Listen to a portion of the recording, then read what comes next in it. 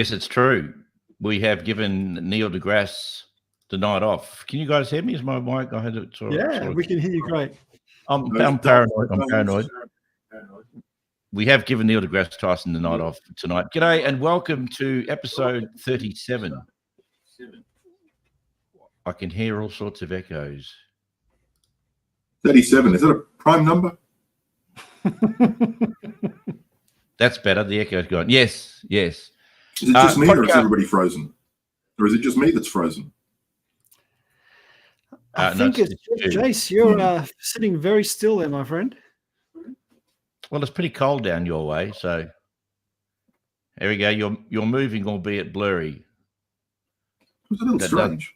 It does depend on how much wine you've had. Yeah, your image is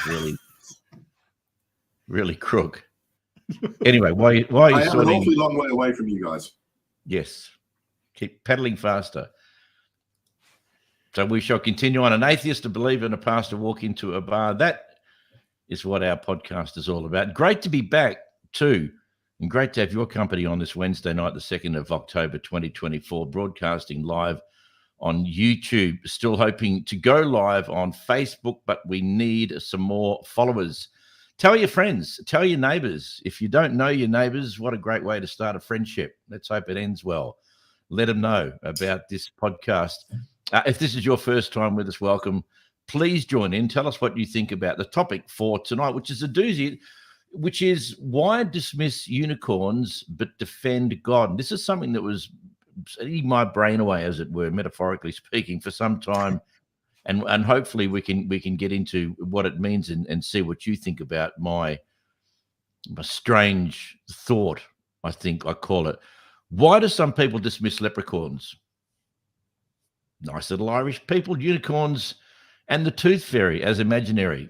Yet some still believe in God with unwavering conviction. If we reject the existence of things we've never seen or experienced, why does God get a pass? Now, in this episode, we tackle the big question, is God just another product of our imagination like so many other fantastical beings? We're going to explore whether faith is truly a path to understanding reality, or is it just a projection of our minds? Is belief in God any different from believing in fairy tales? And does faith hold any power beyond the stories we choose to tell ourselves? Let me elaborate. Before I do, I'm just checking that yes, the microphone is working. I might have fixed it on my break. Just to explain too why we had 2 repeats in the last couple of weeks on the podcast, because some of us weren't available. Things happen in your life where you just got to take time out, and we did that. But it's great to be back. Now I want to drill down on an important reality, and that is that if we don't have evidence for something, let's say like Santa or the Tooth Fairy, the Loch Ness Monster, the Yeti, unicorns, etc., we then have to decide in our minds, if your mind's okay, that is, that they are not real. Well, most of us do anyway. I can ask each of you if you believe in leprechauns, and immediately you would say no, without hesitation. If I ask you why you don't believe, the simple answer is because you've never seen one, to your knowledge, nor has anyone else. The same applies, if you like, to aliens. But why do some people emphatically insist that there is a God? If I ask you, have you seen God? You say no. So right at that moment, if you say you have no proof that the God you believe in is real, the only place that God exists at that moment of declaration is in your imagination. Stick with me on this. In your mind, it stands to reason that then that God does not exist outside of your mind or your imagination. So with your imagination being the only source of reality for you, is it not also true that using your imagination as your own reality, is there anything you couldn't imagine and claim to be true also? It's just like faith. Faith is not a mechanism necessarily to find the truth or reality. It's intrinsically connected to your imagination, and it cannot exist outside of your brain. This is way too deep for a Wednesday night. In other words, it's powerless without your voluntary imagination. Now, I find this absolutely fascinating, and I hope you guys do, and I hope listening at home you do, and I hope you can be a part of it if you can manage to decipher what it is that I'm trying to get to. Does everyone get what I'm saying? Is there any tangible empirical evidence, surely, or am I just talking rubbish? What do you think, guys? I think both could probably be true. Thanks very much. Good night. Great catching up with everyone. Wednesday. No, I think it's a great place to explore stuff, because it is that intersection of like experience and knowledge, and how do we know stuff, and is this whole faith stuff literally just does it only exist in our brains? Now, I think there's some good questions there, Rowie. Good, excellent. That I was hoping that you would, and I'm not making any sweeping statements. Oh, yeah. I don't think. I think it's just an observation that if you can't be shown evidence that something physically exists and there it is, or whatever that might be, we are left with just our imagination. We are imagining that there is a God that we can't see, we can't hear, we can't touch, we can't communicate. Now, people would argue, of course, that they can see what God does and they hear from God. There are arguments to support the reason why they believe in the existence of a God. I guess I'm talking from what I experienced. I never thought for a second that what was going on was just in my head, because that it's hard to channel that reality of what goes inside your head becomes reality, in a sense, that what your brain reproduces when you have an idea or a thought, then you can turn that into a sense that it's real, where in fact it hasn't actually left your brain. It's just still in there. And yet you can be 100% convinced that there is a God, that I feel there's a God, that kind of stuff. And at that moment when you discover that, it is true to say, I believe, that God does not exist at that moment. It only exists in your brain, in your mind. That blew me away. It really did. And I don't know what it means. I don't know how to reconcile. So I'd love to get some feedback. Jace, you look either stunned or you're frozen. No, still here, still paying attention. Look, frozen. As an atheist my entire life, I've always had what I consider to be a rational approach to things, and I've always wanted evidence for things. But in the last 37 episodes, what I've learned from Rich and I've learned from Luke is that this stuff may sit outside rationality. It may sit outside science. It may sit outside the notion of proof. And to an extent, I kind of get that. Faith and proof or evidence are almost opposite sides of the number scale. And I am sympathetic to that. There's a number of things that I believe that I don't necessarily have the evidence for, but I believe it in my heart of hearts. And I think that's one thing that we all need to be very careful of in terms of things like confirmation bias. So, you see something and you believe it to be true because it's already a prejudice that you already have. So I'm very careful when I talk to people who do have certain beliefs, because it's no right of mine to actually try and change their belief. But as a naturally curious person, I do feel entitled to ask questions. And for me, that's actually the very nature of why I'm part of this podcast, because I don't for a second want to dismiss what Rich or Luke believe out of hand. At the same time, in my brain, I question heavily how they can believe such a thing, but that doesn't cast any aspersions against them. It doesn't mean I think any less or any better of them. I just understand that they have beliefs in different areas to what I have beliefs, and I understand that. And, this comes full circle back to this thing that I've said in almost every episode of this podcast. what people believe, I have no issue with as long as it makes them a better person. The only issue I have is when that manifests into some kind of formalized religion where that doesn't necessarily have the outcome of making everybody involved a better person. And I look at the Christian nationalism that's going on in the US at the moment, and the increasing amount of Christians, even down here in Albany, who think it's entirely appropriate to force their morality on the rest of us.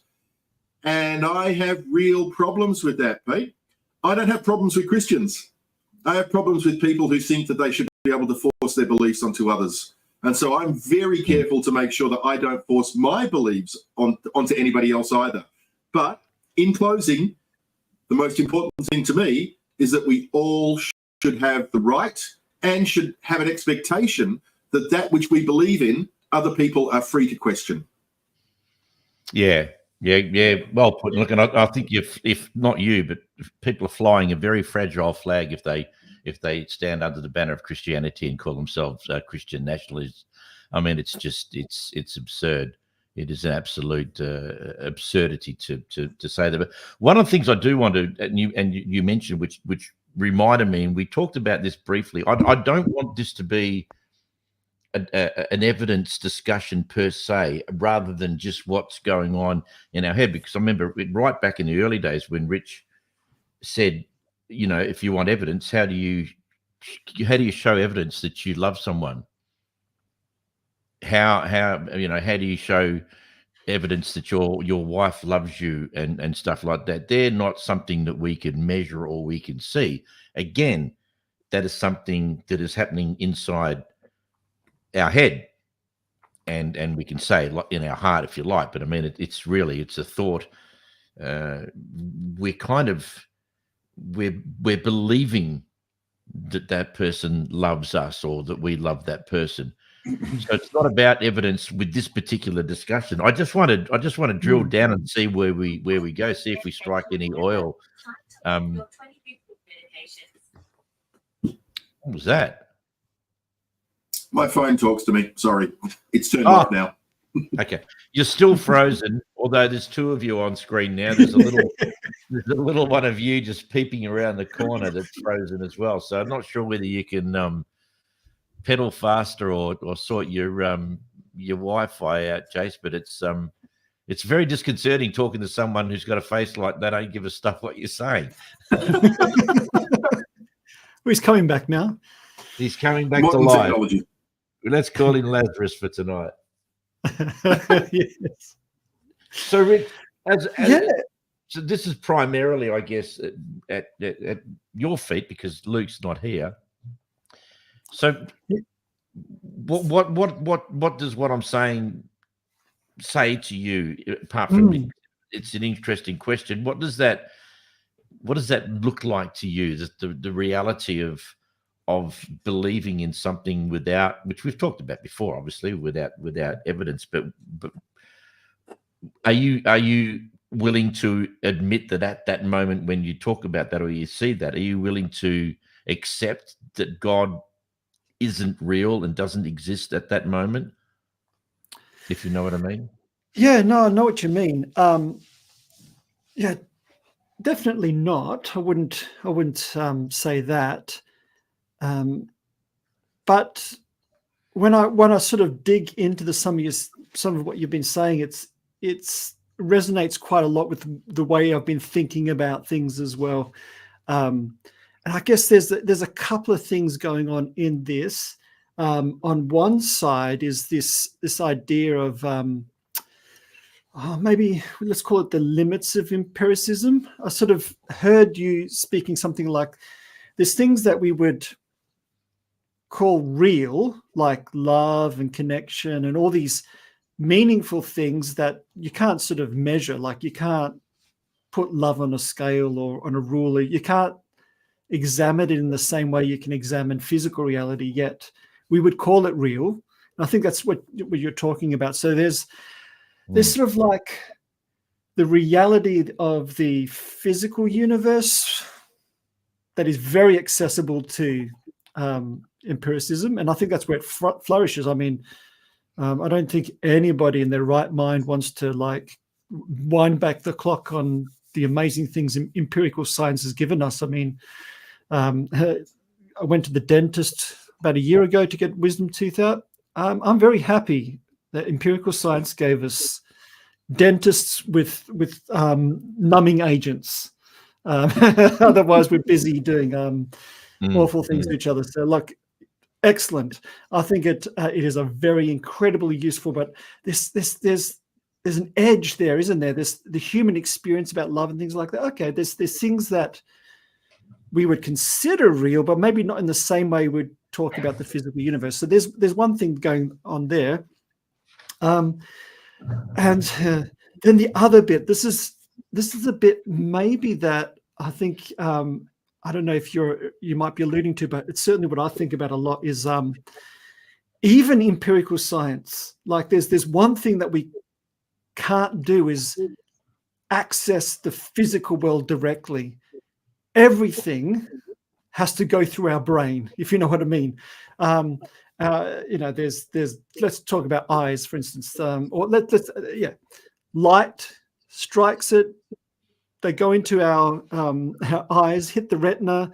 There's a whole bunch of sort of signals that go to the brain. Still, we haven't seen anything. Still, we haven't observed the measurement on the ruler, for instance.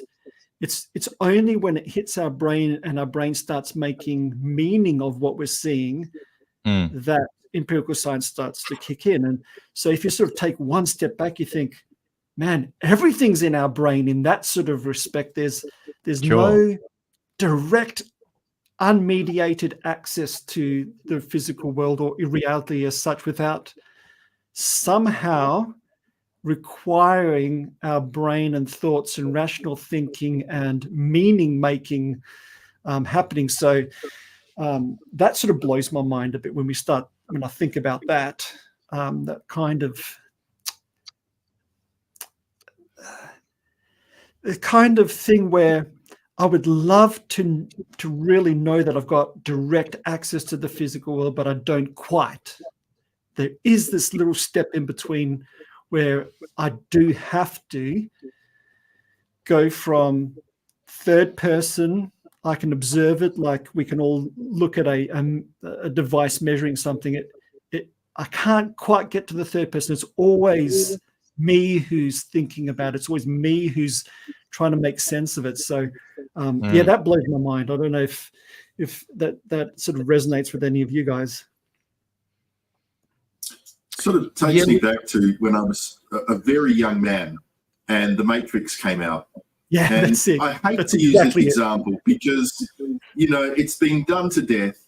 But as a young, stoned teenager, that, if anything blew my mind, that blew my mind. And, I'd already had those kinds of thoughts, but to see it laid down in celluloid and done in such an amazing way, it really did start to make me second guess things. And, as someone who has an intense interest in IT, even back then, knowing what computers could do and what they were going to be capable of doing in the longer term, it made me realize that we could well be living in a simulation. And if we are, what does that mean? What are the bigger implications of that? Are the people that are running the simulations gods? What are they? What are we? Are we just energy sources? This is all science fiction. And for me, it doesn't really form part of this particular conversation. But it's an interesting thought exercise because to think about what you're saying, Rich, from my perspective, I need proof, but what is proof? I need evidence, but what is evidence? And like you say, if it is being filtered through our senses, this even then has some bearings on the notion of communication, because the fact that we're all talking to each other now, and we're using the semaphore of language, but the words that we use, you can take a look at people who have a completely different definition for the word woke to what I've got. Now, I consider myself to be woke because I consider myself to be empathetic and sympathetic and caring and charitable. For me, that's the definition of woke. But there are other people that use it as an insult to say that you are someone that is exceedingly I can't even think of a way of describing it critically, but you know what I'm saying. They have a different perspective of what that word means. Now, how do we communicate in a way that truly gets what we're trying to say across to each other? Suddenly you realize, hang on, that's the reason why so many people have problems in their relationships, because we don't share the same meanings of things. If language is our construct of understanding, you know, we get into a very meta level now in this conversation, because what Rich tries to describe to me, I can only understand through the nature of the words that he's using, because I don't have his experiences or his background. So when Rich says that he feels God, for me, I might be feeling something, but I don't call it God, but it might be the same thing. And this is where I really struggle with this whole idea around the debate around religion, because I don't know that we're coming at it from the same place. And, you know, when we've had these, I think we've had a session where there was 5 of us, and we all landed on the idea that how we get to the same place is almost irrelevant. What we all want essentially is the same thing. And so maybe this conversation should be ultimately about, what do we want? What do we want to achieve? Not how are we individually getting there? Because we're always going to disagree on that, because we simply can't share those understandings as well as I think that we should be able to. So for me, this podcast and everything else is about, how do we get to the same conclusion? How do we get to the same place? We're being nice, we're sharing, we're loving.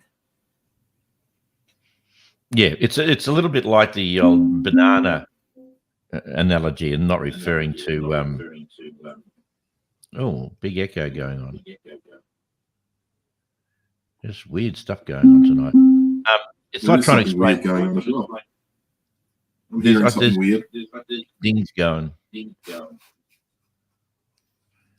It's like trying to explain to someone what a banana tastes like, because you can guarantee that everyone probably tastes different variations of the same fruit.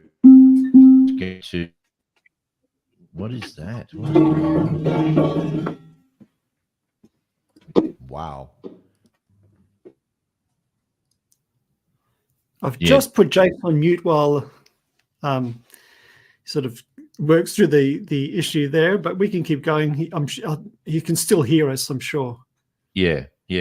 So, Rich, I wanted to ask you, do you think there is more like a base level to believe in God only with your imagination? Is that something that you can now think about and going, well, hang on a minute. If it is only my imagination and I haven't any proof, where does that sit? And I'm not suggesting it would then go, well, if I can't see God or I don't know God, all I've got is in my imagination and my brain. Therefore, I mean, I could imagine someone would say that. Well, if it's only existing in my brain, in my imagination, then what am I actually worshipping? What am I basing my beliefs and thoughts and worship and building my life around something that is purely something happening in my brain, because I have nothing else to rely on except that. It's really freaking me out. It's quite. No, I think I know some of what you're saying, because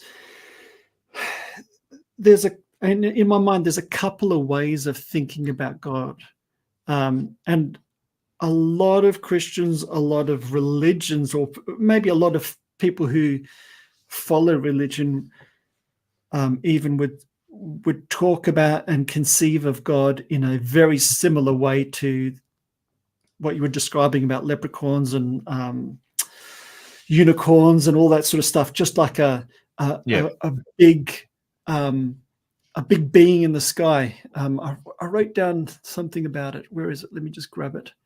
The idea that God is like a big invisible person, and is the same kind of thing as a tiny green mythical being, And if God is of that category, like a being in the world, surely we should be able to get some evidence because it exists in the world. We should be able to have some kind of evidence of it. And I think you're very right.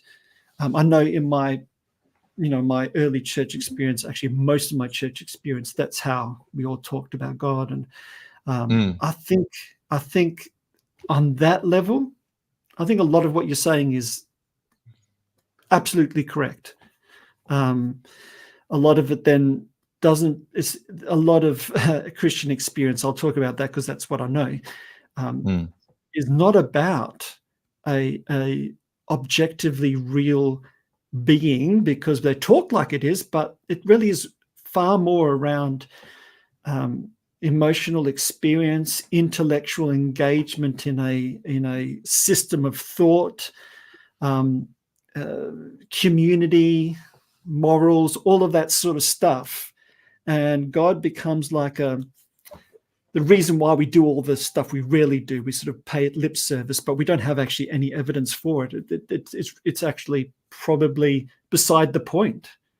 And it has to be, because if you have no evidence for this big invisible person in the sky, so the rest of it seems to work just fine. So there's that level. I've stopped thinking of God as a being in the world. My conception of God is quite different, which puts me probably, in some respects, there's a rich tradition of Christianity thinking about it, but certainly in the one that I grew up in, puts me on the very edge of those kinds of people. Conceiving of God not as a big person in the world or an invisible person or a being in the world. It's actually I use the term God, and I use the term God in a way that means like the ground of being.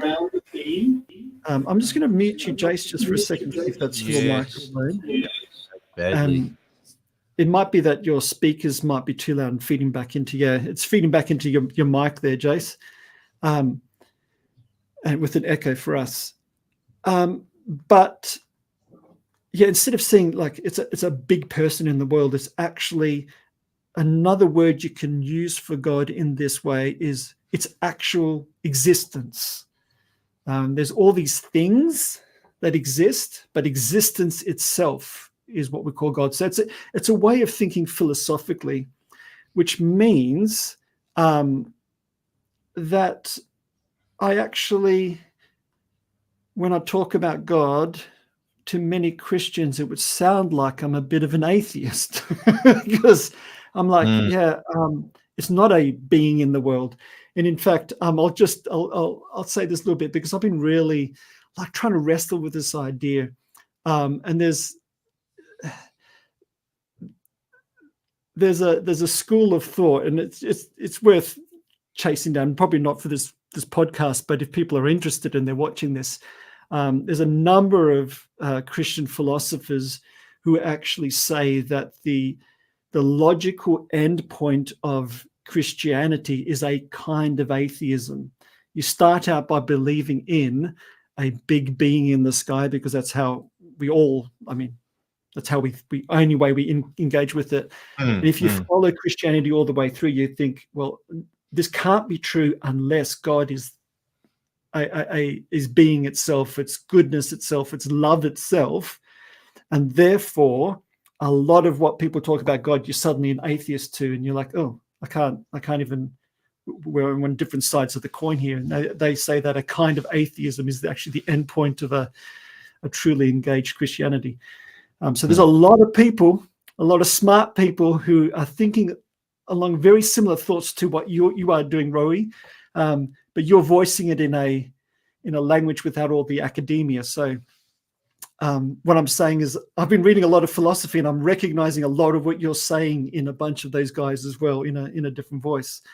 But yeah, so I would say God is real, but not in the way that a plant is real or a microphone is real.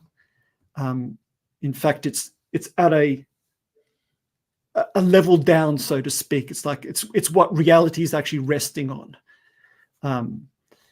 And when I become a Christian, there are beliefs I have about how to engage in that reality in a certain way that involves contemplative prayer and solitude and quietness, and as well as engagement with the world as well. So I know there's a lot there, but I rambled a little bit, but I hope you get sort of what I'm saying. I do it. It probably gives me more questions than answers. Oh, yeah. To a degree, a lot of it, and I try always to break stuff down to base level. As a marketing guy who once told me, show and tell for 10-year-olds is the way That's exactly it. that everyone can understand what is going on, because I have no other language for this to try and explain what I find. I've got to a point where it's I'm likening it to getting to a brick wall. That's it. You've reached the end. You're at a brick wall. You can't go past it until you can somehow reconcile this idea that what if you don't have an imagination? What if you're born without the ability to imagine? Could there still be the belief in someone that there is a God, or is it 100% dependent on creating that which we can't see, imagining that which we can't see, and then accepting, knowing that now, that can you then accept the status quo that I accept that it's my imagination and my brain.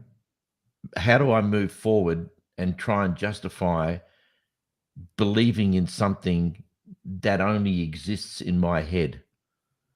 That's a point. That's a point that is going to, I think, freeze a lot of people to try and work out how could you possibly reconcile outside of your brain the belief that there is a God, no matter how you try and package it up. Can I say something about that? Is my audio okay now? I've just changed a couple of things. Yeah, it's perfect now, Jace. You're still frozen, but at least we can hear you. Oh, okay, sorry. I don't know what it is tonight. It's no different. I think it's the bad weather. I really do. It can interfere with some connections. Well, we certainly have some bad weather down here in Albany as well. Yeah, it's terrible. Yeah. Okay. Look, I've never been a militant atheist. And when I say a militant atheist, I mean a militant atheist in terms of denying God. I've never done that because I've always had this sense that I just don't know. And it would, for me, it would be just as silly to deny God as it is to say there is a God, because I just don't know. And I've never had that direct experience. I've never had the faith.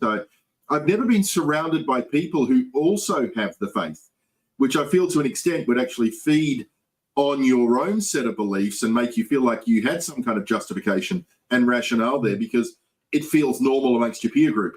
I've never been in that situation either. It's probably part of the same reason why, you're going to laugh when I say this, I don't believe in sport. I just don't understand team sports. I just don't get it. I'm a social pariah in that regard. And so for me, religion and sport actually have a lot in common. You know, there's a set of beliefs and a fervent support for a particular set of rules and so on. And for me, that's not the thing. When I think about God, and I touched on this before, what Rich calls God, I might think of as the universe itself. It's not a consciousness.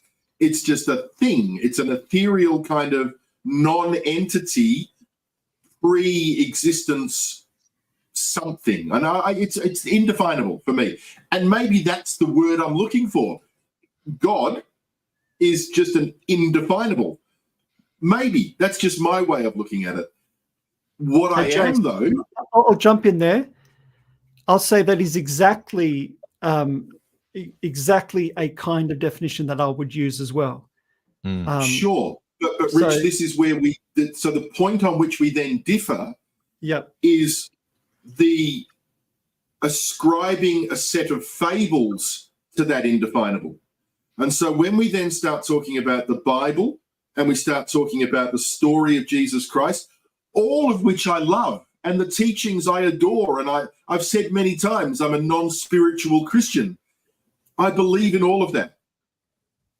But I don't do that. I don't believe in that. I don't accept that. I know there are some historical truths in there, but I can't put that and my understanding and acceptance of the indefinable together. So when I say I'm not a militant atheist, I'm not militant against the concept of God or the indefinable. I'm actually reasonably militant against the idea of Christian teachings, but not what they're teaching, just the fact that the fable is so tied up with it. Yeah. For me, that's the struggle, because I know it can make people better. I think that's what you're at a place, and we're all talking around about the same thing, that what goes on inside your brain is not about imagining that there is a God and what that would look like, and how do I wrap my head around that. So for you, when people talk about God, and your imagination isn't excited or lit up at the prospect of imagining what that is like, because you're a very practical person. It'd be freaking awesome, Roy. It'd be awesome. Hey? It would be awesome. Like if I could experience what you used to experience, or what Rich experiences, that would be brilliant. I'm jealous of the fact that there is this tangible internal belief in something so much bigger. I can see the value, I can see the joy that would bring. That's absent for me, but it doesn't make me feel like any less of a person. No, and don't be jealous about what I experienced, because I'm convinced now that what I experienced was purely what I made up. My experience was man-made. It was what I needed. The mind, people, I think, not present company accepted, people really underestimate the what your mind is capable of doing. It can be, psychosomatic illnesses and stuff like that. The imagination can manifest. You'd swear to God it was reality that you're going through. It happens all the time. Every single time people get put in a place where they find they can't get out of, or whatever, and the mind is just phenomenal. I have no doubt. I have two choices. I either think that I created what happened in my own mind because I so desperately wanted to be loved, or I did experience a real God back then, and I don't know what happened since. When you needed it. Yeah, well, I needed something more than anything, and one day I'll tell you the whole story, and you'll sit back and go, well, that was clearly God. That's maybe one way of thinking about it, right? When you needed God, he came into your life and he helped you. And when you no longer needed it, it was gone. Look, it could be as simple as that. I would imagine, now that I've understood that all of belief is inside your brain, there is nothing that I have seen to believe outside of your mind that you can see, feel, touch, experience, hear, whatever. None of your senses, to me, are connected to the belief that there is an unnatural being of some description. So it's, I believed in God. I thought I had all the answers. This is so cruisy. I thought I was better than everyone else because I knew God and you don't, and because you're wrong and I'm right. And that is. But does that not make you feel empowered, Roy? Now that you don't need it, now that you've come to a place in your life where you don't need what you needed before, do you feel empowered by that, or do you feel sad at the loss of what you had and essentially the father figure that you almost had? Yeah, great question. Both of those things are absolutely 100% true. Because it's a whole life experience. I've got songs that all I wrote about when I was a Christian was God, and they are some of the best songs I've ever written. They make me cry when I play them because they're so beautiful and they're just purely about God. And then I look back and go, wow, okay, so how does that work? I'm writing songs that I could still write one now and believe it was God and make it sound all Goddy and Jesus and all the rest of it. But I have to be realistic and say that that's not what I miss anymore. I feel empowered that I'm able to fly the banner of don't be a dick without having to worry about all the other stuff that goes with it, all of the other things that you have to do as a performance for other Christians, for other people, and all of that stuff, to just break it down to just don't be a dick. Just try and be a loving person, help as many people as you can. That's it. That's really, whether you read the Bible or not does not change that reality in the slightest. It's just one base level. Don't be a dick. Reading the Bible won't make you a better person.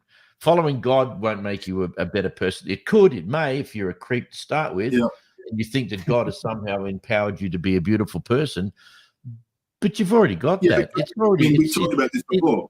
God's not Santa. Doesn't keep a list. Isn't interested in your good deeds and your bad deeds. And ultimately, as I alluded to before, we're all heading to the same place. If that rule number one is don't be a dick, it doesn't matter if you're a Muslim, a Hindu, a Christian. We've all got different stories, different backgrounds, different understandings, but we're all heading to that same place.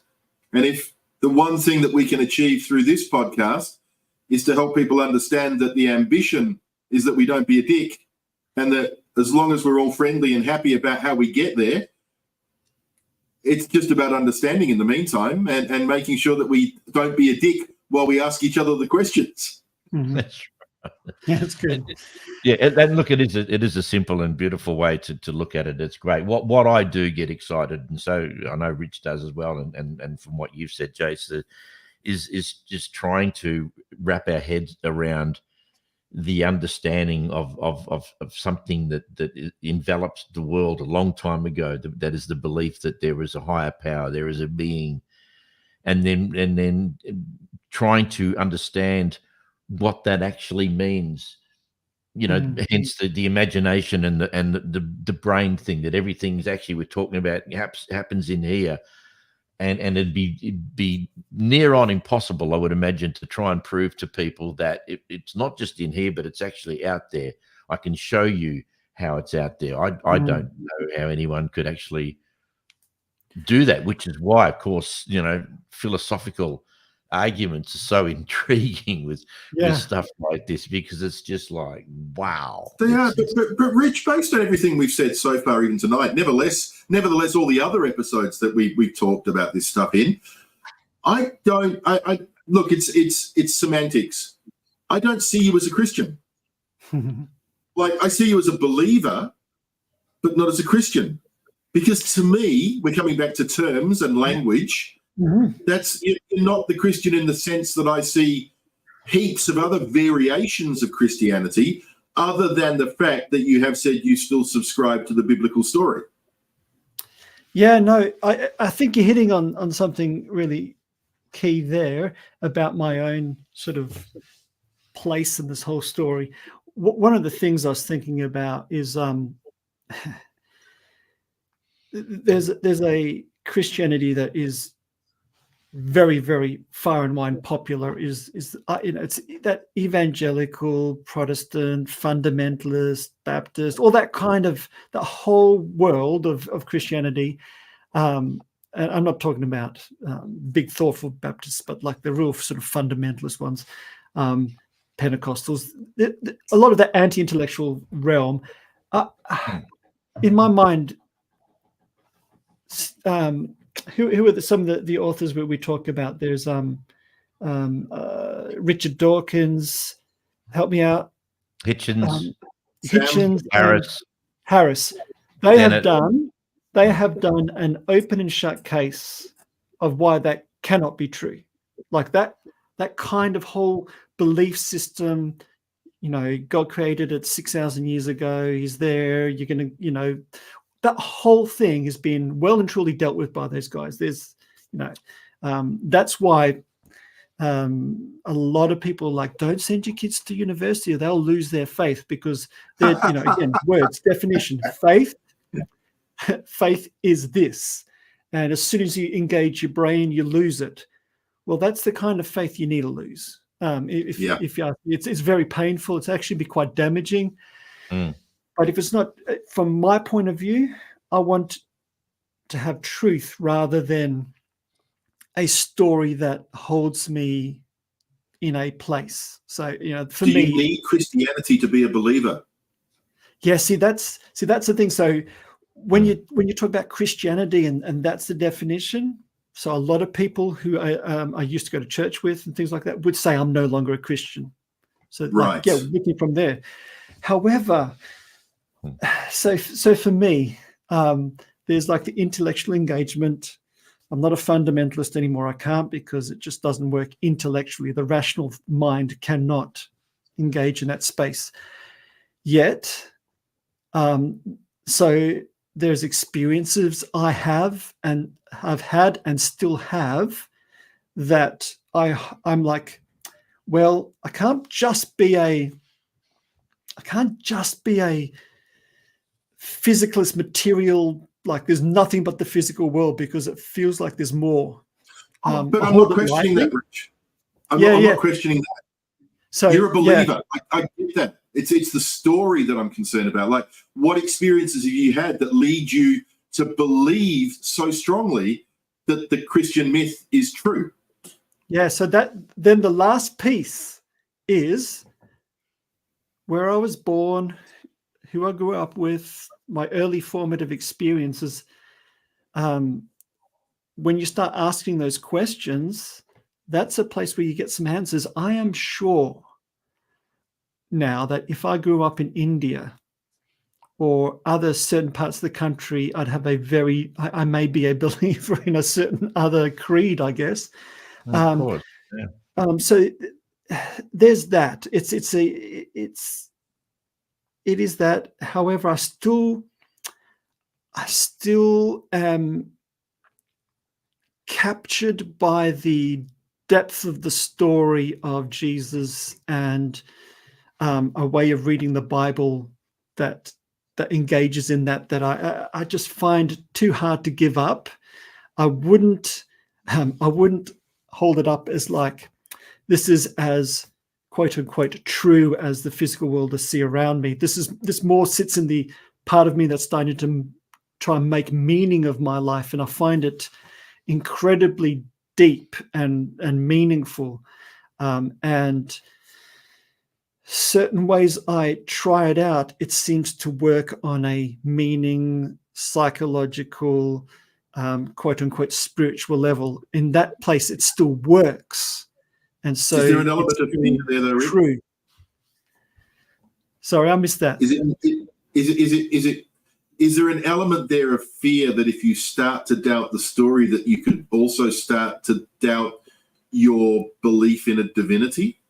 No, not anymore, because I've already been there. I've already looked down the pit of unbelief in my own life. Like, I got to a point where I was like, at this moment, I could absolutely walk away from it all. I'm done. I was very, very willing to consider that as a very real possibility, that the whole thing was false. So I've sort of been there and spent probably the last 7 or 8 years very carefully considering who I am and that sort of things. And surprisingly to me, I started walking back towards a form of Christianity that tends to draw from some more ancient expressions rather than the modern mess that we've got going on. So I'm a Christian, probably just not that kind of Christian. And who knows what that means. If you want to know the philosophy that bases that, if you're interested in philosophy, and if anybody's watching the thing, there's two main influences. One is what they call a Christian Neoplatonism. I think there's a bit of intrigue into that sort of metaphysics, but in a lot of what I engage the world is very informed by postmodern thought. So one of the philosophers, Derrida, in his deconstructive way of looking at the world and how language is like, language doesn't mean anything. It's actually just the relationship of meanings are always shifting, and we can't ever quite grasp it. You know, the absolute meaning is always just out of reach. And that seems to me to be the fundamental shape of thought and experience. And so any claim to absolute truth is suspect. And so I find the sort of postmodern Christianity is where I'm sitting at the moment, which is a weird place to be, but I think it's a valid expression of Christianity. It's amazing when you consider that the squawkings, the squeaks, and the blather that comes out of these wet meat holes are somehow translated into a tertiary level understanding of what somebody else is trying to explain. That blows me away. Blows my mind. I can say the word television, and there is an entire semantic world around that concept. And it was just a couple of squeaky noises that came out of this thing. That is just amazing. So go on, sorry, Rich. I was just going to say, think about this, like television, like there's nothing that connects those sounds or those shapes of the word to the actual thing. It's only except for onomatopoeia. We could, and we know because other languages have different words for it. So there's no actual ontological or real connection. In fact, television doesn't mean anything. Like if I ask you, what is a television? You're going to have to go, well, it's like this, and it's not that, and it's a bit like this. And all of a sudden, the only way we can talk about and the meaning of anything is by saying it's like this and not like another thing. And there's this, as you said, the semantic web of meaning, and meaning itself. Like trying to describe a color to a blind person. The actual thing is just out of reach. Yeah. And then people go along and say, well, we can tell you everything about God. And you go, you can't tell me everything about the TV in your room. Just back up a bit, mate. That's it. Bang on. The whole idea of explaining a color to a blind person. That's... Anyway. I was talking to my grandsons the other day, and I said, they were, and I said, well, okay, yeah, look, I understand that you know, there are words that children shouldn't say. That doesn't exclude adults from saying those words. And you need to understand that all a word is a collection of letters put together. That's all they are. Shit. Exactly. If you want to find offense in a word just because the letters have conformed in a certain manner, and try to explain to them that it actually doesn't mean anything bad. It's how you use the word. Yeah, if you call someone a name a swear word, then obviously it's very different from using that word when you're barracking for your footy team or something in that. Words. In fact, let me share with you today. I've mentioned you guys before, and we'll get to Greg's got a comment in there, which we'll get to in a sec. Coming up this month, there's a lady we talked about who's called Eve Was Framed. She is a 25-year-old Christian who's come out and she's sort of taken the world by storm with, you know, because everyone in America is attacking her because she had the audacity to pull out of religion and Christianity, and everyone wants to you know, throttle her and stuff and that. And she was on Facebook today talking about a friend of hers who is a Christian who's written a book called Star-Spangled Jesus, Leaving Christian Nationalism and Finding a True Faith. And she's promoting this book of her friend on there. And so we're going to have Eve Was Framed. Hopefully, she's promised to come on in the month of October. So apart from today, we've got 4 or 5 more Wednesdays in this month. So hopefully I can track her down and get a commitment. But just talking about language and summing it up with the groups, because there's people on there arguing about the book that's been written, The Star-Spangled Jesus. And so I wrote, whenever humans make shit up out of nothing, it doesn't take long before somebody else opposes their shit by making up their own shit. Then another group will oppose both loads of shit by offering an alternate load of shit. And then the shit show starts and grows with each group claiming that their shit is the right shit. Of course, none of the shit is real or provable, but they say it's my shit and it's the real shit. And you're wrong and I'm the only one who is right. And that's why religion is a load of shit. And that was I said, like Eve, I spent 25 years in my neck up to Christian shit, and 10 years later I'm still trying to get rid of the smell. Mate, that is about the best written stuff I've ever encountered from you. That's brilliant. Well done. But Rowie, does that mean that the fact that I don't believe in any shit, is that still my shit? Like the fact there's an absence of shit for me, is that my shit? Wow. I don't know the answer to that question.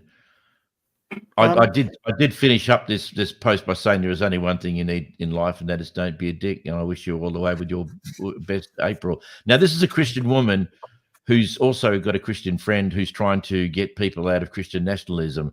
And so she's gone into bat for her on behalf, which is great. Really looking forward to having her coming on the show. She is amazing. If you want to go and be listening and you want to go and check her out, it's Eve_was framed. Now, I think her actual name is Eve, but she's cashed in on the fact that she thinks that Eve was framed in the Garden of Eden by Adam, but prior to that, of course, by God, who set up the ultimate failure, which is another entire issue. But Greg has said, if there is a God, small g, I don't think its existence relies on whether we believe or not.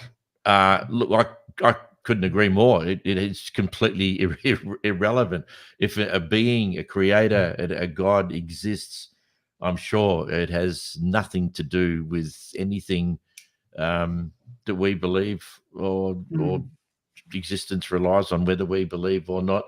And Fenton, g'day, Fenton. Nice to have you back with us again, the Tyler man extraordinaire. The abs of shit thinking is called dork matter. It's all in there. I like that.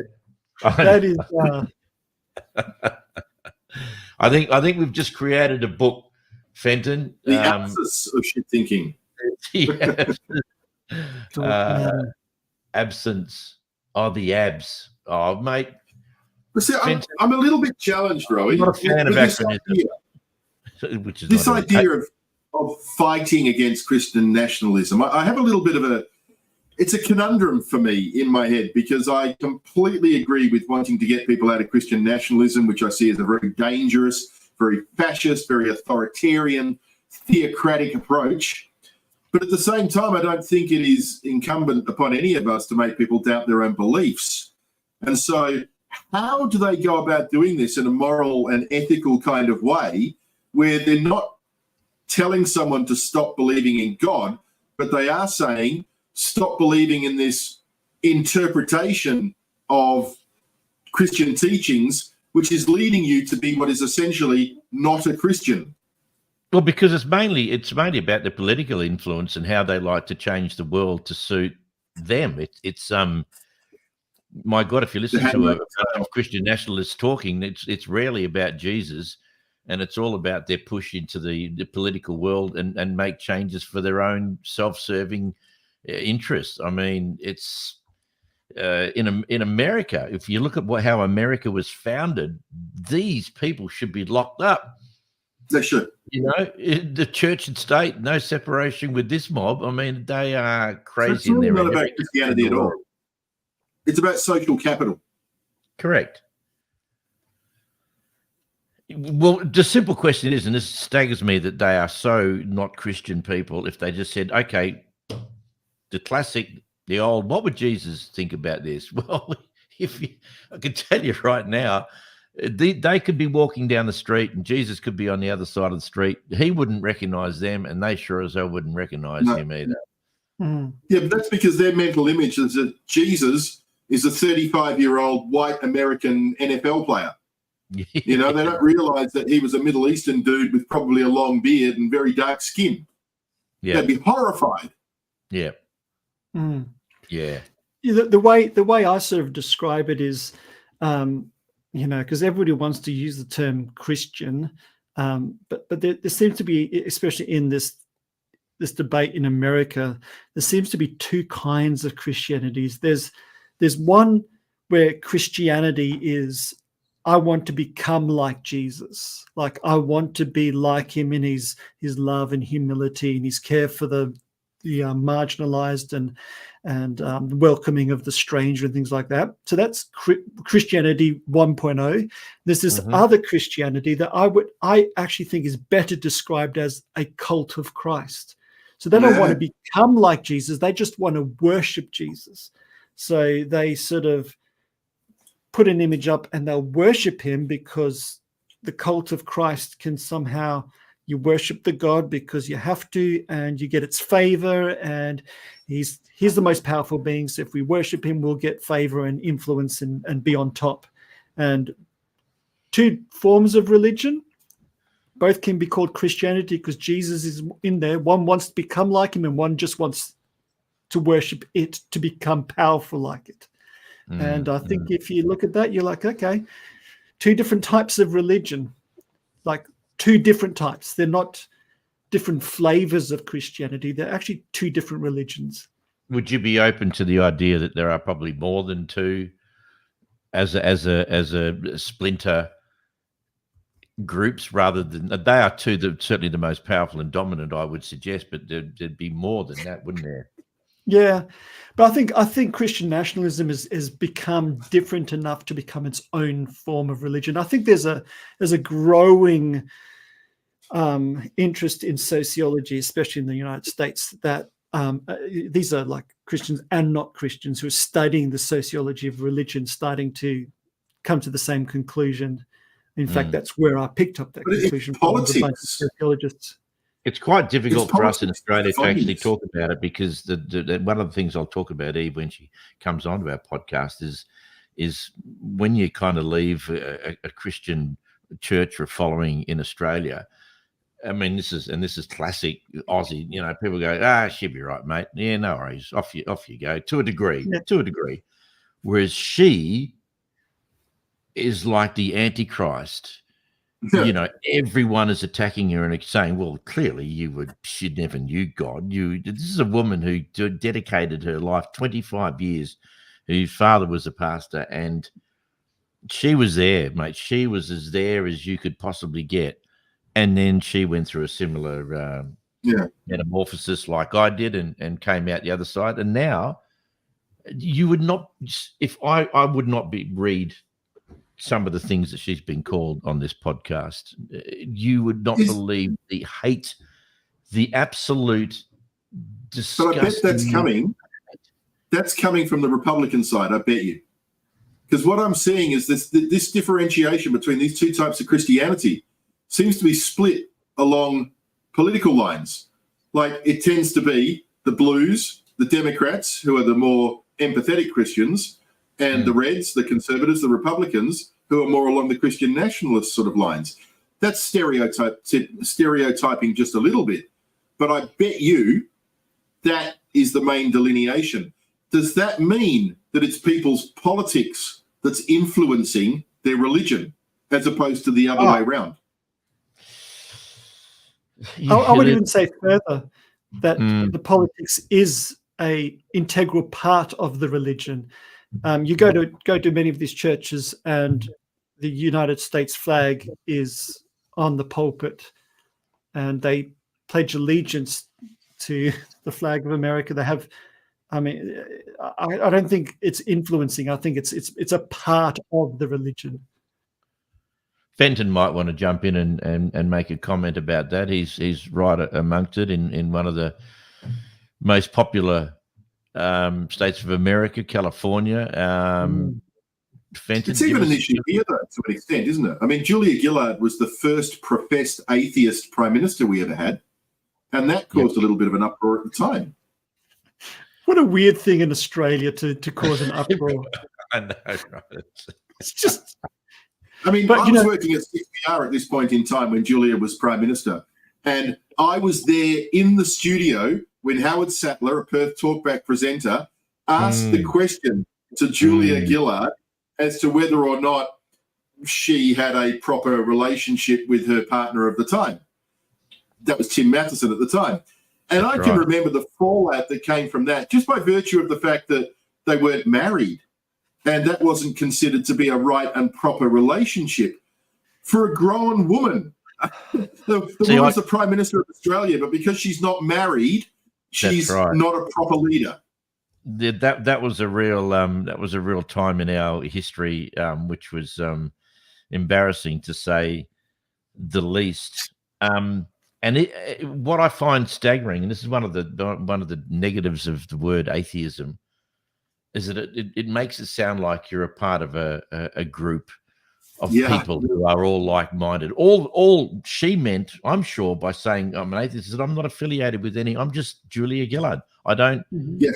Not only do I not necessarily have specific beliefs, but it's none of your freaking business, even if it is. It's like, oh, but Julia, how can you sit there at the opening of Parliament when we're supposed to swear to God? Yeah, I know. It's yeah. She got one thing that does sort of encourage me locally, because you wonder how much of this sort of stuff is going to bleed over into our kind of politics, because people are trying. One thing that really heartened me is here in WA, state elections, a lot of the, let's say, the far more conservative, right-leaning Christian churches really made a concerted effort deliberately to try and take over local liberal liberal pockets, got up a lot of their candidates, Christian candidates. Some of them I knew personally. And it was the worst mistake the Liberals have made in a long time. It's put them back so far. I'm like, and I'm speaking as a Christian. Thank goodness. Because we do not want a marriage of authoritarian Christians and politics. Why not? Because I've already suffered at the hands of authoritarian politics. I've been kicked out of a couple of churches before because of it. But why not? If they're preaching God's word and God's word is correct, why don't we want theocratic authoritarianism? Well, you see, that's the funny thing. This is what I talk to people. People say, the Bible clearly says, and the Bible teaches. I'm like, dude, a book cannot speak. A book doesn't teach anything. A book is not magic. It just sits there. The only people clearly saying, the only people teaching things is people who are interpreting it. So there's only interpretation. There's no Bible. There's only interpretation. When you were religious, sorry? When you were religious, Pete, would you have had a theocratic prime minister? Sorry, is that aimed at me? You dropped out. Yeah, sorry. So when you were in the height of your religious fervour, would you have accepted a theocratic prime minister? I don't think so. There are levels of how deep the hooks get stuck into you, and I managed to maintain a degree of, I think, and others might disagree. Greg might even disagree, but a level of not rebellion, but taking it on, but still keeping my past as a part. And so I don't think I would have, but that's a very good question, and I would have to be able to go back and reimagine that to know whether or not that would have happened. I certainly was very much aware during that period of, as far as American presidents go, they were very outspoken, as most people in America are when it comes to that. But certainly in Australia, it was rarely. I think the question for Julia Gillard about being an atheist was probably the first question or comment I'd ever heard about an Australian leader. I have no idea about the beliefs of any former prime minister that I can think of. Prior to that, yeah. But what about in your seat, where you are, state or federal? If you're like when you went to vote, would you have voted along mainstream lines, or would you have voted for the Christian candidate? Oh, never, ever vote for a Christian candidate. Never have done, never will. They're just a bunch of radical nuts, and we do not need them. The only Christians in politics are radicals. Yep. and Right. you can't. It's a contradiction in terms. You cannot be a Christian and be involved in politics. That is the complete antithesis of what Jesus stood for. How do you make change then? Hey, How do you make change if you're a Christian and you want Christian values? How do you make change if you're not there representing Christians? I go to church and put some money in a little jar and mind your own freaking business.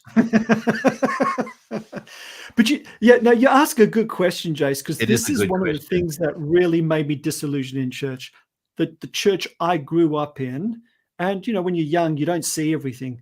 But the teachings I were given was, we will not change society by passing legislation. This is what I was literally taught in church from the pulpit, because you cannot legislate morality. You cannot legislate righteousness. You can legislate behavior. I was going to say that. Nice. Yeah, so good. We were taught the way we will change the world is by lovingly embracing one person at a time and seeing the power of God change their heart and making them do better.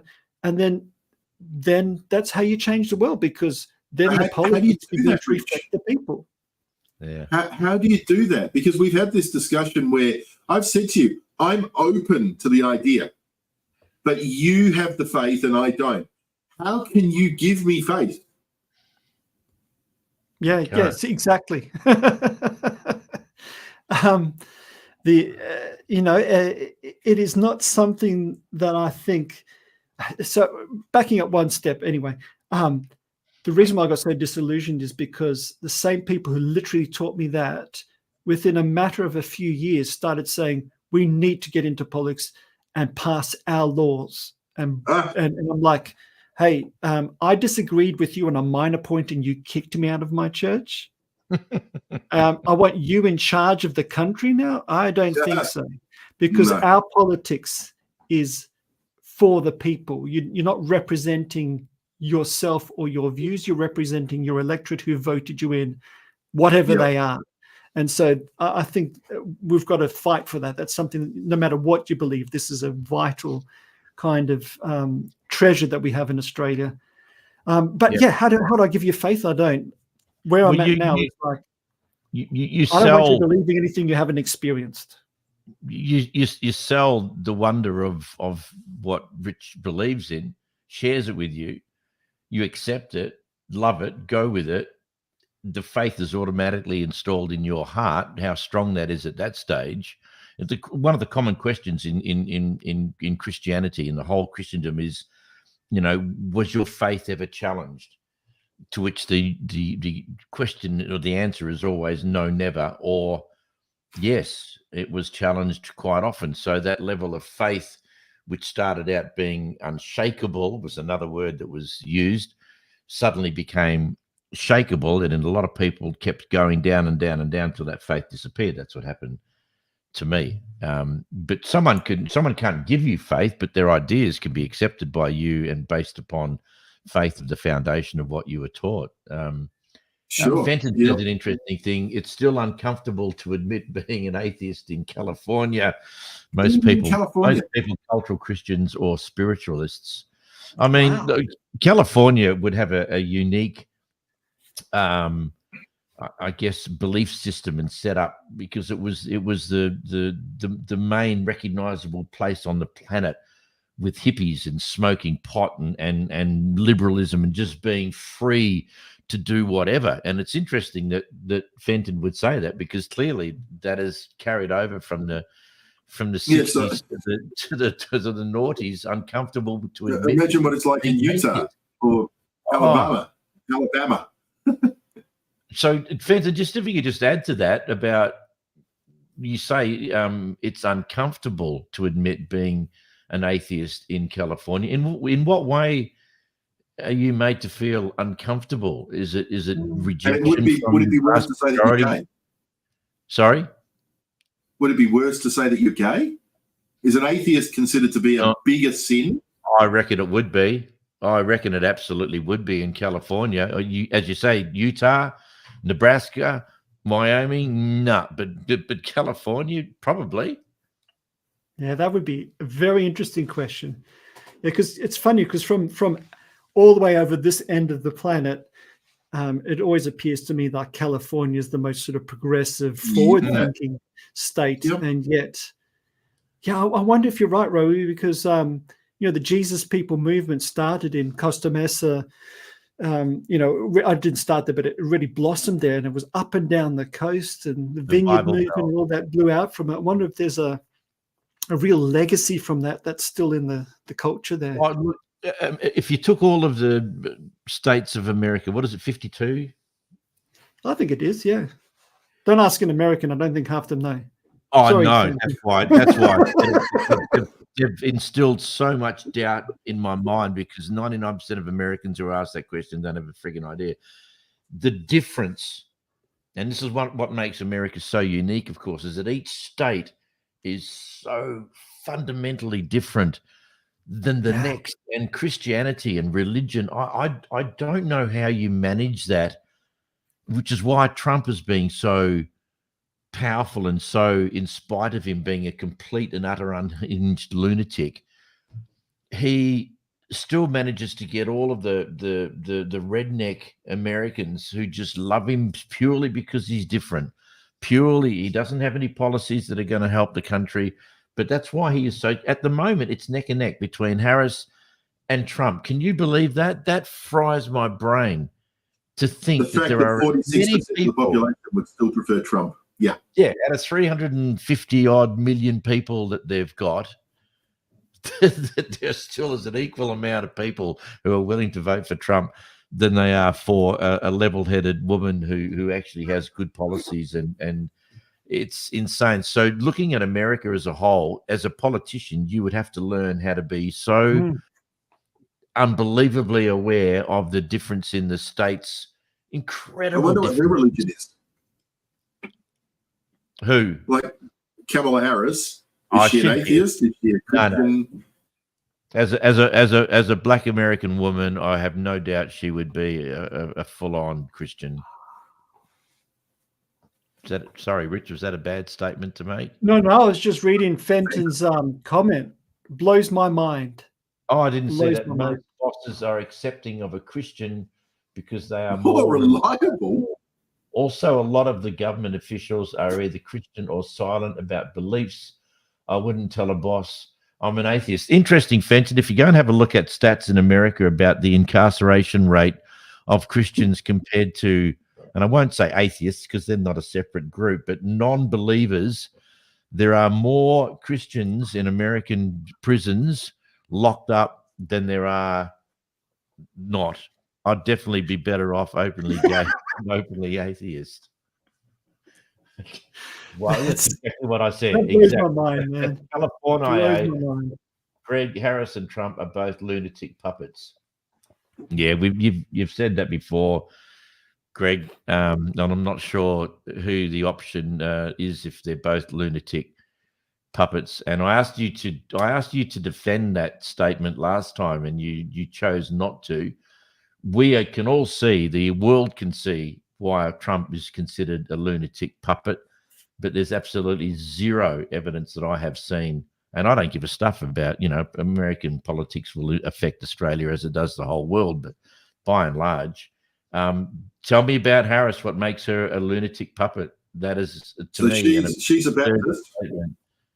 Sorry? She's a Baptist. She grew up in an interfaith household. Her mother was a Hindu. Her father was a Christian. That's right. Yes.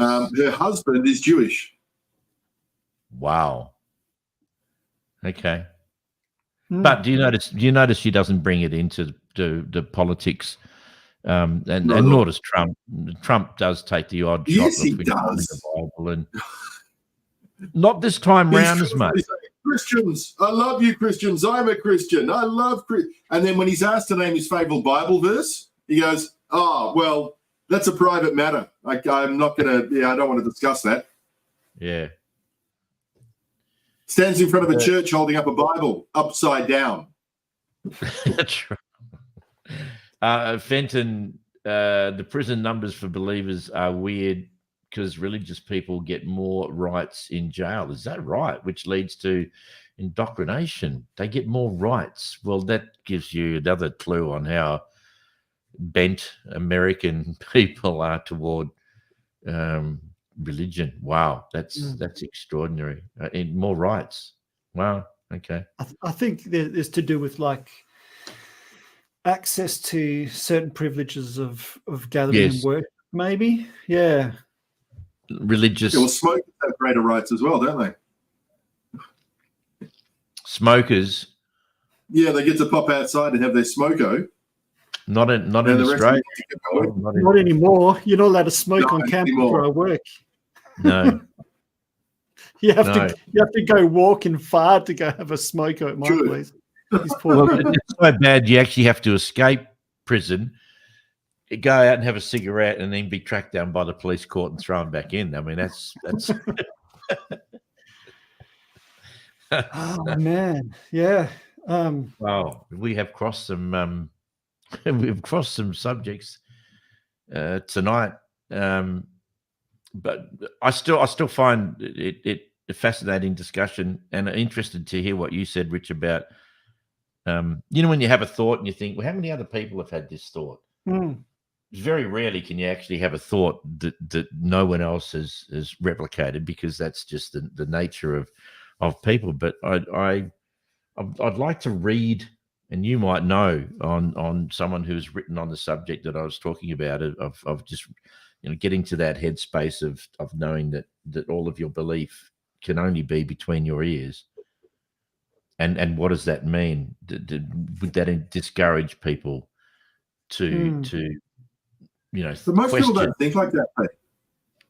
They don't think in terms of the fact that, like, they're not introspective in the way that you're describing at the moment. They don't question their belief. They don't question their interpretation of reality. So you've actually ascended to another level of consciousness by asking these questions.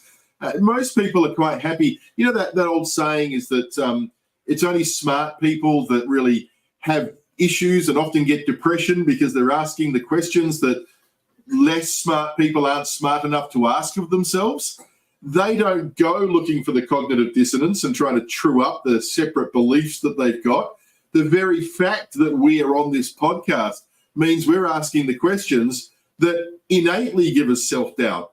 There's a bunch of people out there that are 100% confident and never, ever, ever question anything like this. Yeah. I would hazard a guess, and Rich might back me up on this, that would be the vast majority of people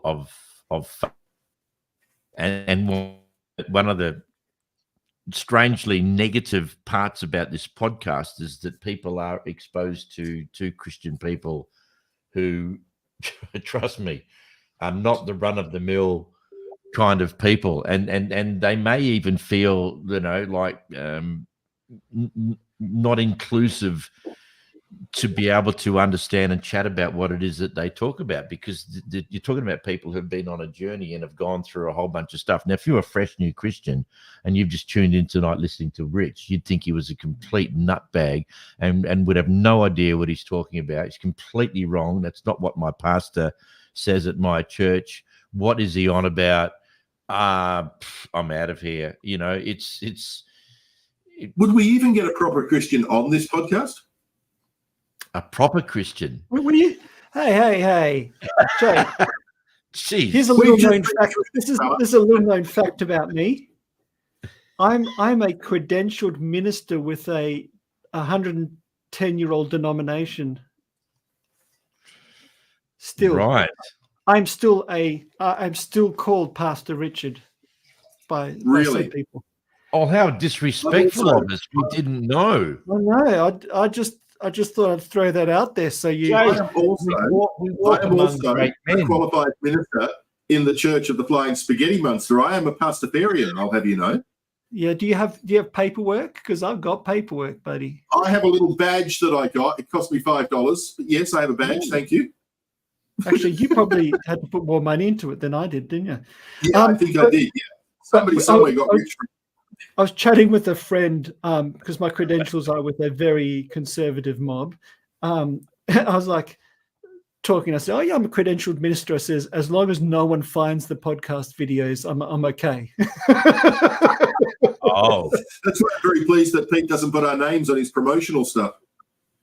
Yeah. I used to, but I don't. I'm not too worried about it. But Me neither. because I was Jace, I was thinking about this. I was like, well, my beliefs, and it's not so much my beliefs. It's probably more my way of being in the world, and the way I stand towards belief as a whole has shifted. And I was like, well, should I just give this thing up and walk away? And I had this thought, is like, no. You're still a Christian. You're still following after God the best you know how. It's just in a far more thoughtful, and I love the word you used. My beliefs have been trued up. There's been dissonances, and I'm like, well, it can't be that. So let's try this, and it's this truing up of. Well, it's either that or sheer bloody mindedness. And so I'll let them kick me out on this one, because if I walk out, then I'm the one severing relationship, and Yeah. I'm the one actually breaking trust. I'm like, Yeah. maybe they can move through a similar kind. Like, if I can walk that journey, there might be others. And if I break relationship, then there's at least one less voice of reason for them. And I'm like, okay, I can wear a bit of an uncomfortable conversation later on if I need to. And so, that's where I'm at the moment. And and I love the conversations we have here. I love being pushed and stretched and challenged and changing my mind about many things along the way. It's been great. Think of me as your yoga master. Oh, look, absolutely, Rich. I've got to ask you that I didn't know that you were. Is the word ordained? No, I'm not ordained. No, that's the next level, and that's when they have to really interrogate your beliefs. And I'll never get there in that place. No, so you have paperwork to say that you are what, qualified to get up and talk in front of people, and they have to believe you. Yes, yeah, that's pretty much it. Doesn't work here, mate. Well, that was a waste of time, man. I was just trying to basically say, so therefore, you better listen. You listen, buddies, because I've got paperwork that says I'm right. But it's so different, isn't it? You want to be a driving instructor, so you go to the school and you learn how to drive, and you learn how to teach, and you learn how to do all that, and then you want to be this, and you learn all. How do they decide who's qualified to be able to talk about scripture and have an understanding better than the people sitting in front of them have? Yeah, it's to the credit of the mob that I'm credentialed with, they do have like a dogmatic criteria that you sort of loosely have to agree with when you first get credentialed. Then they never check up on you. Was that the Italian church? No, okay. This one's not. This one's actually out of the deep south of the United States originally. Ooh, Yeah, they're deep south Pentecostals. But to their credit, the mob in Australia, they run very much more on the ones that get credentialed are the people who have primarily a genuine desire to see people flourish. They have the theology is you can have quite a wide variety, not as wide as I currently have, but it can be pretty wide. But if you start being a damaging person, they'll kick you out no matter what your theology is. So to their credit, they do have that. So, still love them. Yeah. That's very interesting. Very interesting. I was going to say something that I can't remember what it was. So are you any the wiser tonight, Jace, on anything? I don't think wise is a word you could ever use for me. It's I'm a silly person. I have a number of poorly thought out but strongly held opinions. And one day I'm going to rationalize all of them into some proper kind of belief structure.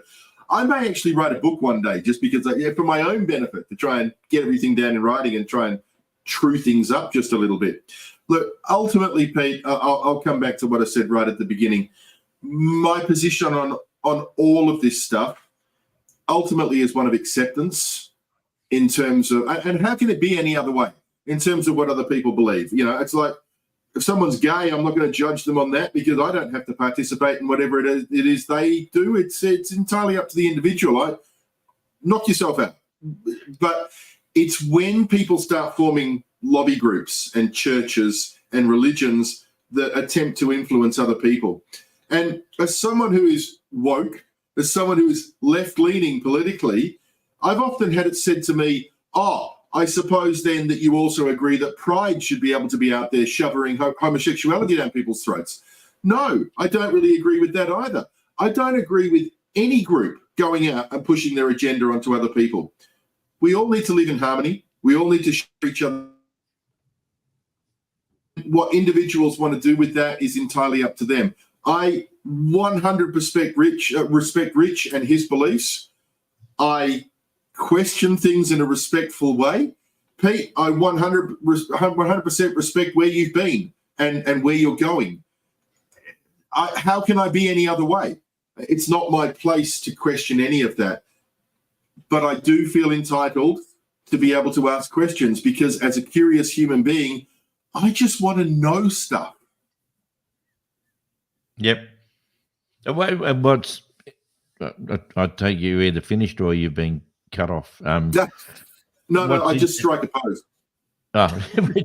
What's interesting, Jace, is that no matter what path you decide to walk down, whether you go down the atheist path or you come across religion and you go down that path, or you become across Hinduism or sannyasins or whatever, some stage through all of those journeys,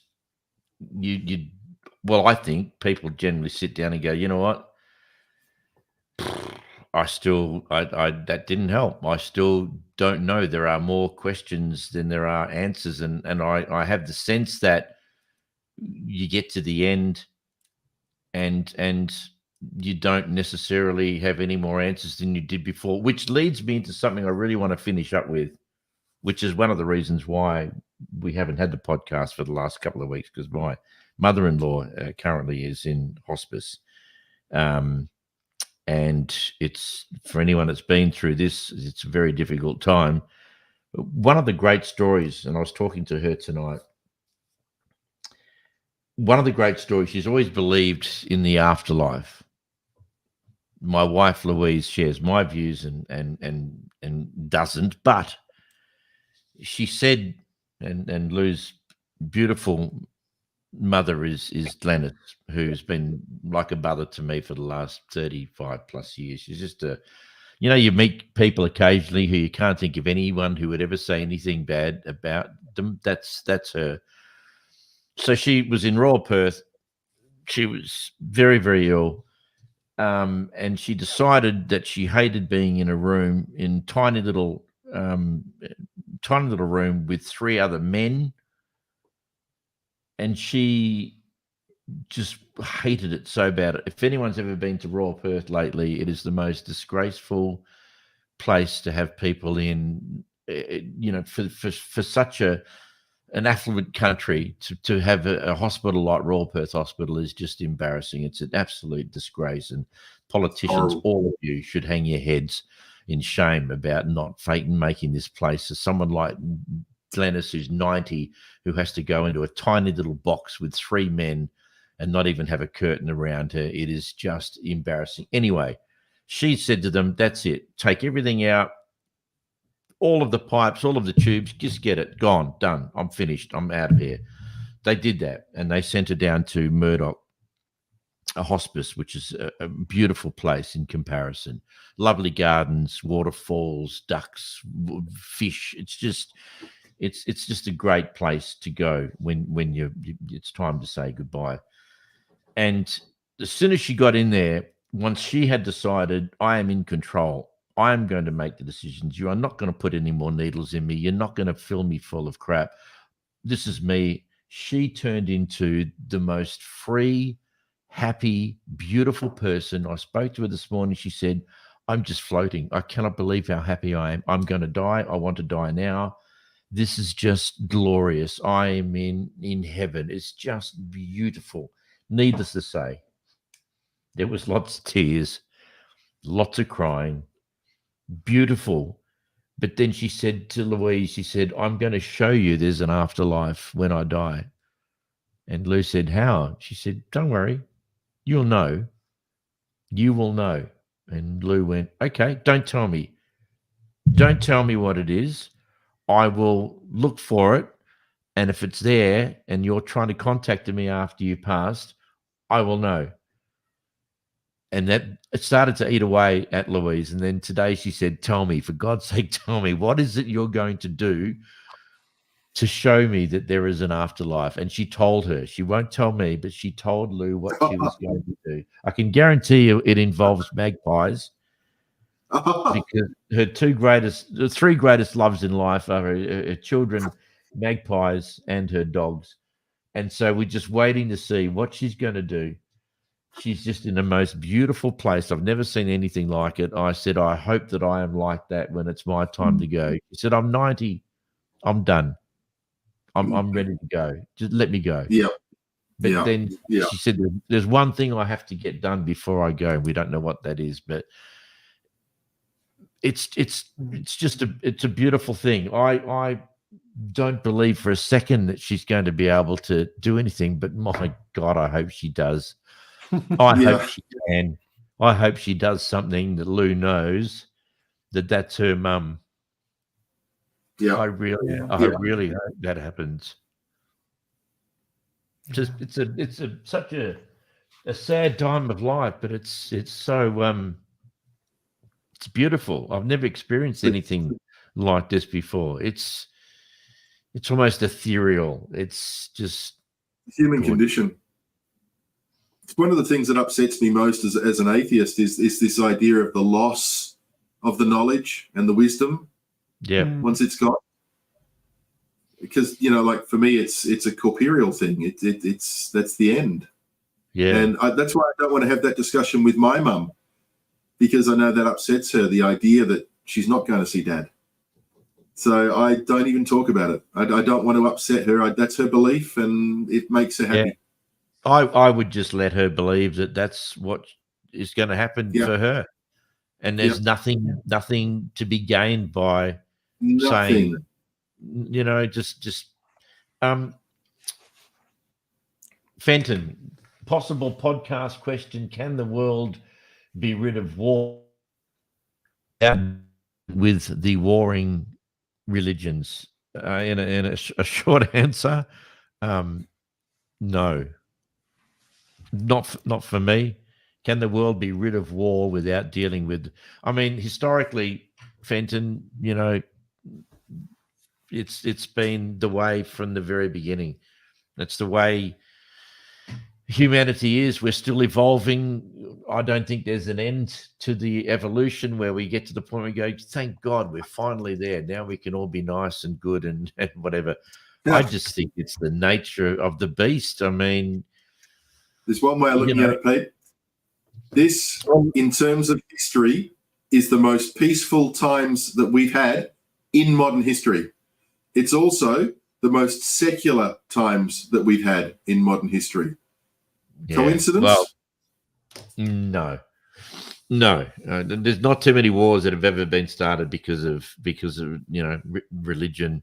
I always quote Christopher Hitchens' book, God is Not Great, How Religion Poisons Everything. If people want to have a read of that, it's very good. No, look, I think that's not a coincidence, Jace. I think a secular world is far more balanced and less likely to squabble because we're all on at least one playing field. The problem with religion is that it's not a level field at all. You have thousands and thousands of religions. Christian brothers and sisters can't even agree on anything. I mean, It's fraught with danger, isn't it? It's just such a, and I take my hat off and tilt it to the people who are making an effort to try and bring everyone together through religion. history shows that it hasn't worked, and I can't see how it possibly can, because everyone's different. Everyone's religion is right, and everyone else is wrong. And you can have a few good people who are really doing good stuff, but the vast majority of people, I think, are just at loggerheads with each other. And on that bright note, I missed the last bit. What did you say? I said, on that bright note. Oh, that's it. I thought there was more. You've had your cheese and crackers and red wine. What more do you want? And one of the beautiful things about doing the podcast, because Lou is staying down with her mum. She sleeps down there every day this week. I've got Mabel and Monty and Mozzie the cat all in here on the carpet, fast asleep, as they miss their mum, and it's a beautiful thing. Jats, is that Jats? I have a cheese platter. Oh, well, thank you for sharing. I'd like to, but it's Okay. Do you guys want to have answer Fenton's question too as well about can the world be rid of war without dealing with warring religions? Gentlemen, I might leave you to that question because my wife has messaged me. She has really bad ulcerated tonsils, and she's asking for some assistance. So this godless heathen, unfortunately, is going to have to run. But it's been an absolute pleasure tonight, gents. I've thoroughly enjoyed this conversation. Thank you again for the opportunity to exercise my curiosity. Yeah, absolute pleasure, mate. It's been a ripper. Thanks for your input. Next week, hopefully, we'll actually be able to see you with a degree of clarity. I will do my best. It has been exceptionally windy here, and I've noticed every time the wind goes nuts, then I get dropouts. So I'm going to try and tighten up the antenna as well. So my apologies. That's all right, mate. The content of your heart outlives the facial recognition. Adios, gents. I'm going to go and take care of my beautiful bride. All right. And tell her I hope she gets better from us. Thank you. Ta-ra. Cheers, mate. Cheers. See ya. Yeah, well, and then there were two. Yeah, I think we could unpack that, even if it only forms part of a future podcast. There's a lot to be said about that. But my short answer is probably not. But then, how do we get rid of warring religions without getting rid of whatever drives the war within us? What's going on that turns that's the big question that probably gets to me more than anything is there an end in sight where the basic fundamentals of the reason why each religion is created, one would have thought, not based upon war and killing, but togetherness. How does it end up there? Yeah. How does it get there? How does it ever get to the point? Or is the only way to get that is to strip all of that back and just have I don't like the word secular. It's not one of my favorite words. And I know it's, opposite, if you like, to it's everything that religion isn't, but I find it quite not a nasty word, but I don't like the word secular. It feels like it's empty, emptier than what people mean it to mean. Yeah. Well, and I think part of the problem is it's not a very commonly used word, so people struggle with what the word secular actually means. Do you know what I think, Rowie? I think the word secular is only used because somebody's already using the word religious, and then it's like in opposite to that, and it sort of lets the religious mindset set the agenda rather than saying, hang on, we're not going to be against stuff you stand for. Let's actually create a way of being in the world that is good, beautiful, meaningful, without having to be against all of that. I think for me, that's something worth exploring. Well, I once thought that the only way that we were going to have peace on earth was to get rid of religion. But I think that not only is that, not realistic, it's not likely to happen, but it would be much better to hope for an acceptance and for people to not think that we can have multi religions and all agree on the same thing. Humanity shows that we've never agreed on the same thing. As I said, you can have two churches next door to each other and they disagree on what the pastor was teaching on Sunday about Ephesians. That's not what I understand it to mean. I'll take you to Thessalonians and you can have a look at that, and that will prove that what we'd said in Romans was not. It's like, wow, there's no solution to this. You can't, because there's not an outside force making it happen. It's just people are just imploding in their own world, and the difference between Christian beliefs and doctrines, it's wow. How did we ever get to such a mess? Yeah, and we're back full circle to, if there's no external force like dictating stuff, then it seems like a lot of what goes on is really going on inside us in our thoughts and feelings, rather than having a reality outside of us. Interesting. And the reality outside of us, to me, should be the planet that we are slowly killing. And what people don't realize is that we will never kill the planet. That's impossible. The planet will allow us to destroy ourselves. The planet will thrive on. It will just go on forever. We can't kill the planet, but we can kill the planet's ability to actually give us what it is that we need. And that scares me more than anything. That's a sobering thought. Yep. All right. Well, let's have a look at the can the world be rid of war? Perhaps. I think that'd be a great episode. Yeah.